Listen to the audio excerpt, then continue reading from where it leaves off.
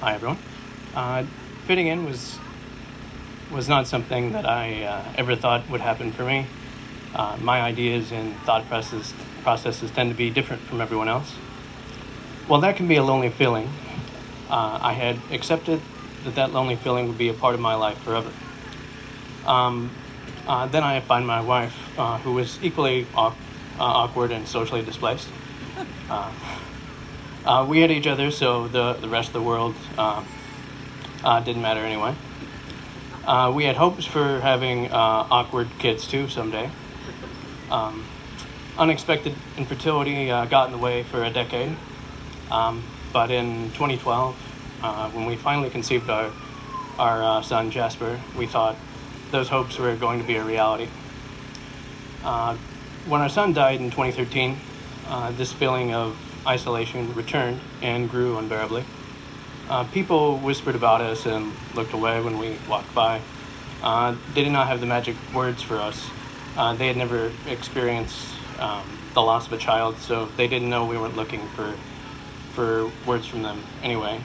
Just their open ears and presence.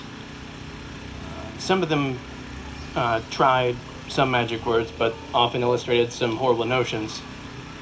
One of those terrible concepts is that having another baby could replace our lost son and fix us. A lost child cannot be replaced. Stigmas don't just lie in those unaffected by pregnancy and infant loss. There's this belief that every lost parent gets another chance. A rainbow after the storm, they say. But that isn't always the case, which can leave lost parents feeling even more isolated amongst those that should get it. I'm not going to lie, the last 4 years and some months have been the hardest. The fact that I'm among people right now that I can be honest with is helpful. I don't have to pretend to be okay. All of us here are not afraid to talk about our children and our grief, which gives me hope that the treatment wielded by our general culture toward this type of loss will change. I'm hopeful that as we continue to advocate and share the love that we have for the babies that we are missing, that this cultural shift will be apparent.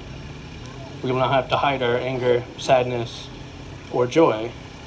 Yes, joy, like all emotions, are a crime for the bereaving parent as well. As we are more able to be open about our grief with others, my hope is that the awareness will rise. Awareness of infertility, awareness of loss, awareness of the fact that these babies were alive, and that with this awareness, more people will care. As more people care, more funding to allow for research and bereavement support will be available. We've made our son's legacy all about education, research, and support. He paved the way for advocacy and awareness. Our son did not die in vain. He has provided us this platform which does give hope that bereaved parents after us will get answers, have the support they need, and know that they are not alone.